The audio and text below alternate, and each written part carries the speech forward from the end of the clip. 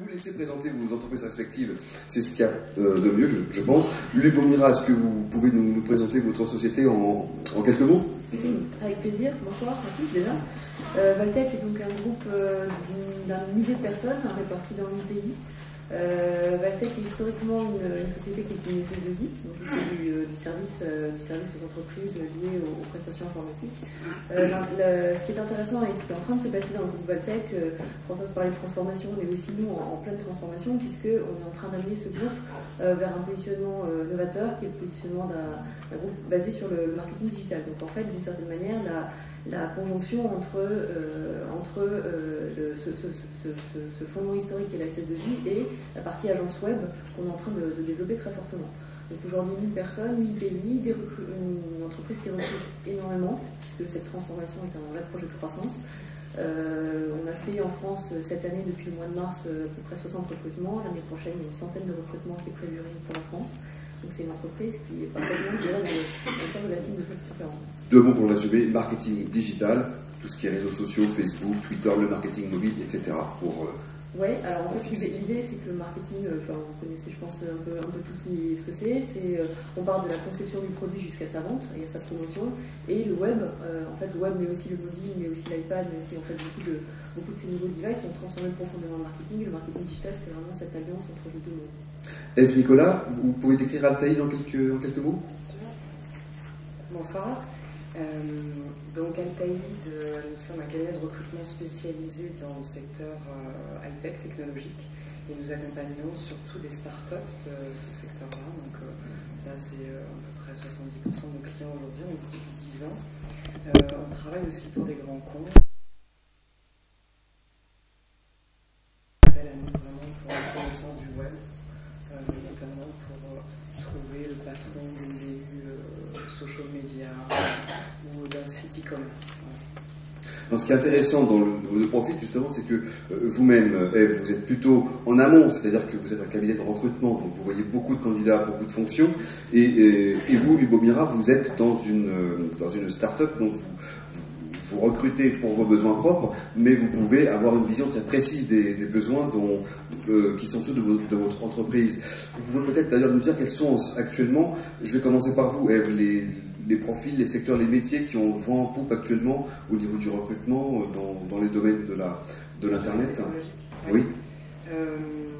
Oui, bien sûr. Alors, là, le marché a beaucoup repris, on va dire, sur différents types de métiers. Les secteurs porteurs dans le web, ça reste le e-commerce, bien sûr, qui affiche une croissance à 2 chiffres depuis maintenant. Je ne sais pas si on vous entend bien dans le son. Vous m'entendez bien, oui. Ça va? Voilà, donc le e-commerce. Ce dont on parlait à l'instant, le social gaming, c'est vrai que c'est aussi un secteur qui est de plus en plus porteur.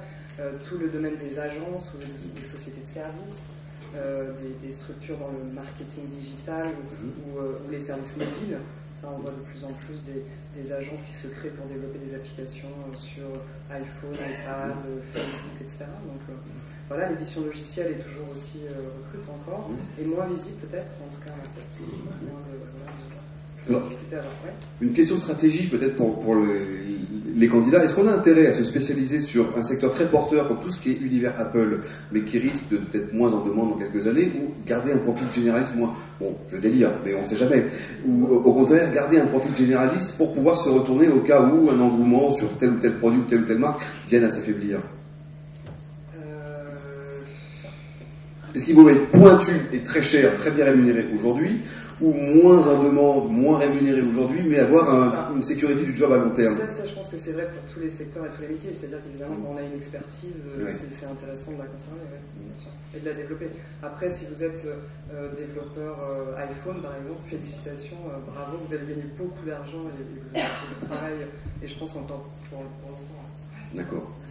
Au niveau de votre entreprise, quels sont les secteurs, les profils, les métiers qui ont le vent en poupe actuellement, Lubomira? Alors, ce que je disais un peu, c'est que fondamentalement, Valtech est une société hybride qui regroupe beaucoup de métiers, beaucoup de compétences différentes. Donc, ça va des profils très techniques, comme les développeurs, comme aussi développeurs généralistes, mais aussi des développeurs très techniques, très métiers, comme sur la mobilité. On a des chefs de projet, on a des architectes, on a du côté plutôt conseil en marketing. On a des profils qui sont des community managers qui donc écoutent les conversations en ligne des différentes C'est sur les forums, hein, les gens qui discutent sur les forums, et des responsables de marque qui vont parler au nom de la marque pour répondre aux internautes. Exactement, on a aussi des créatifs, des gens qui sont là pour faire des interfaces web séduisantes et incroyables. On a des ergonomes, on a toute une galaxie de métiers qui recrutent, je dirais, assez également en fait, parce que sur un projet digital, de marketing digital, on a de bout en bout du conseil jusqu'à l'implémentation, jusqu'à l'optimisation de cette plateforme, par exemple de e-commerce. On a beaucoup d'intervenants qui interagissent de manière en mode projet. Donc nous, les grands pôles de recrutement, c'est surtout évidemment les développeurs, notamment sur la partie mobilité, c'est évidemment un axe dramatique, comme nous disons, un axe très très fort. On a sur la partie analytics, donc en fait ce qui est intéressant dans les canaux du web et du mobile, c'est que en fait, analytics, c'est quoi en deux mots? Justement, ce que j'essaie d'expliquer, on peut tracer finalement le comportement en temps réel des internautes et des utilisateurs, ce qui permet d'avoir beaucoup de renseignements sur eux et qui permet du coup d'avoir une intelligence client qui permet du coup de générer des leads, de générer du cross-selling comme François s'appelle. Ils ont cliqué ici, ils ont cliqué là, ils sont revenus en arrière.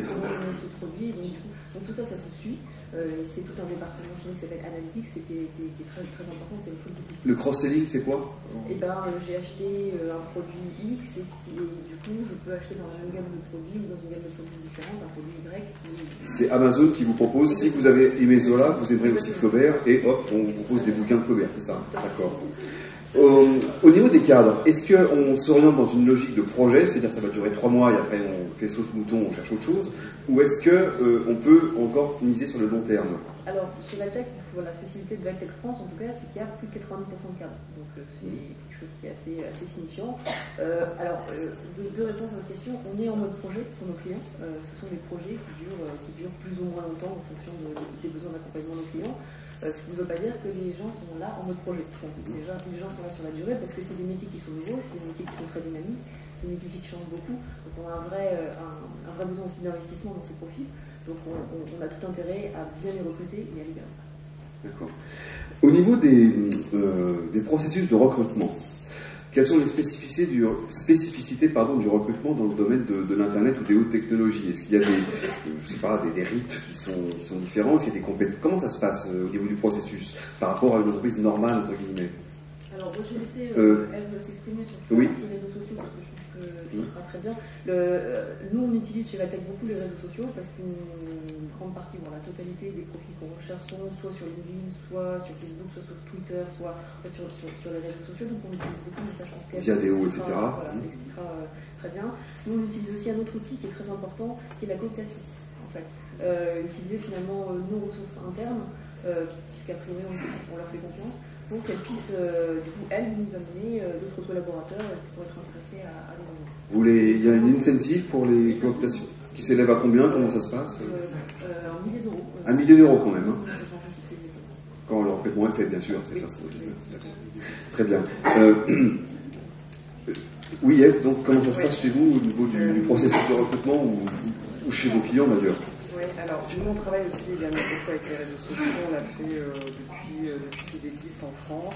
C'est à peu près 70% de nos recrutements aujourd'hui quand même qui viennent par ces biais-là. Donc réseaux sociaux, j'entends Viadeo et LinkedIn qui sont des réseaux où on va chercher les gens, mais aussi des Twitter ou voire des Facebook, où là on ne va pas chercher des gens sur Facebook aujourd'hui, parce que ça reste de leur vie privée, mais néanmoins un cabinet comme le nôtre et de plus en plus d'entreprises aujourd'hui évidemment ont des pages et publient leurs emplois, etc. Donc ça c'est en termes de communication plutôt un vecteur de plus en plus fort. Twitter également. Vous regardez le profil des candidats sur Facebook par exemple? Alors nous on est Alphaïd, c'est le gros fantasme, voilà. Nous, en l'occurrence, Alphaïd, on fait partie d'une association de lutte contre les discriminations qui s'appelle À compétences égales. On a travaillé à la charte de comment on recrute via les réseaux sociaux. Donc, on est assez sensibilisé à ça. On travaille, on essaie d'évaluer la compétence. Googliser quelqu'un, c'est intéressant, mais c'est aussi alimenter un certain nombre de préjugés, alors que voir quelqu'un en face à face, c'est aussi bon. Après, c'est évident qu'aujourd'hui, dans un secteur comme le nôtre, un candidat qui n'a pas de profil LinkedIn, par exemple, c'est quand même suspect, évidemment. On est sur de l'IT, je travaille pour des startups. Ah, carrément. Voilà. Oui. Ouais, bien il sûr. faut y être, ne serait-ce que parce que ne pas y être. Si on est un cadre aujourd'hui et qu'on cherche un travail, il faut avoir un profil LinkedIn en anglais. Non, c'est intéressant, oui. Oui, enfin ça, voilà, c'est mon avis. ça vaut ce que ça vaut. Même plat, même banal, on y est, voilà, on joue le jeu. Par exemple, moi, personnellement, je ne tweete pas, c'est pas quelque chose qui m'intéresse. Mais Altaï le fait, mon patron le fait, et si quelqu'un ne connaît pas, voilà, c'est des sujets qu'on évoque. Aujourd'hui, un directeur marketing dans une start-up ou une boîte technologique utilise Twitter, bien sûr. C'est beaucoup plus rapide qu'avant avec Internet, le recrutement, ou finalement ça reste la durée reste la même. C'est quand même, on est quand même sur des outils. Et, c'est pas plus, enfin, un environnement start-up recrute rapidement parce qu'il est en croissance forte et qu'il est rapide. Mais quand on travaille pour des grands comptes, on reste sur des process avec 5, 6, 7, 10 entretiens pour des groupes américains, par exemple. Au niveau des entreprises et de leur organisation, qu'est-ce qui change au niveau des postes de travail, au niveau de l'organisation? Qu'est-ce qu'Internet a changé dans vos deux entreprises respectives? Hugo Mira, oui. Alors, ça a changé beaucoup de choses, c'est-à-dire que notamment l'irruption des réseaux internes d'entreprise, des réseaux sociaux d'entreprise, je pense que vous en avez tous entendu un peu parler, change à la fois la relation des uns et des autres, une forme d'aplatissement aussi, en fait, des cycles hiérarchiques. D'une certaine manière, aujourd'hui, avec les réseaux sociaux internes ou l'intranet de l'entreprise, je peux finalement pinguer, je peux m'adresser à mon patron, le patron peut s'adresser à des gens auxquels peut-être il ne se serait pas adressé auparavant. Donc il y a cette espèce d'écrasement de la hiérarchie, une espèce de diffusion du savoir de l'entreprise qui est vraiment basée et rythmée à travers les outils de réseaux sociaux et d'intranet. Donc c'est quelque chose qui est très important pour une collaboration globale. Donc ça, il y a beaucoup d'entreprises justement sur ce domaine, sur comment intégrer finalement les réseaux sociaux qu'on utilise peut-être plus d'un point de vue personnel au sein même de l'entreprise. La deuxième chose que ça change aussi, c'est la relation finalement au travail elle-même. C'est-à-dire que, bon, alors on a deux types de profils nous, chez la tech. On a des profils qui sont plutôt ce qu'on appelle en régie, donc qui sont plutôt chez les clients, qui sont basés chez les clients et travaillent de chez eux. On a des profils qui sont en mode projet, et ces profils-là sont du coup d'une certaine manière plus libres, et avec les outils qu'on peut avoir en termes d'accès Internet, d'accès au réseau de l'entreprise, d'accès à l'intranet, on peut avoir accès finalement à toutes ces choses-là, y compris chez soi, et du coup ça crée un début de changement dans le rapport à l'organisation. Merci, très bien. Chez vous, Eve? Oui, moi je suis complètement d'accord. Je pense que les sphères privées, professionnelles se mixent de plus en plus. Aujourd'hui, on est avec tous les outils mobiles, on travaille en tout temps. Le web social est de plus en plus répandu dans l'organisation. Donc il y a des Facebook internes, enfin des vidéos internes.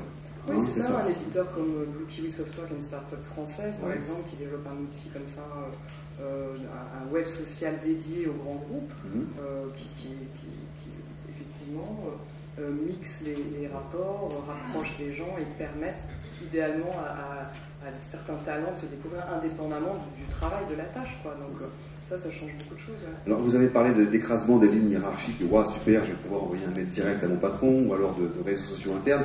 Mais quand même, est-ce qu'il ne faut pas être prudent avec ces outils, et quelles sont les erreurs à ne pas faire quand on les utilise?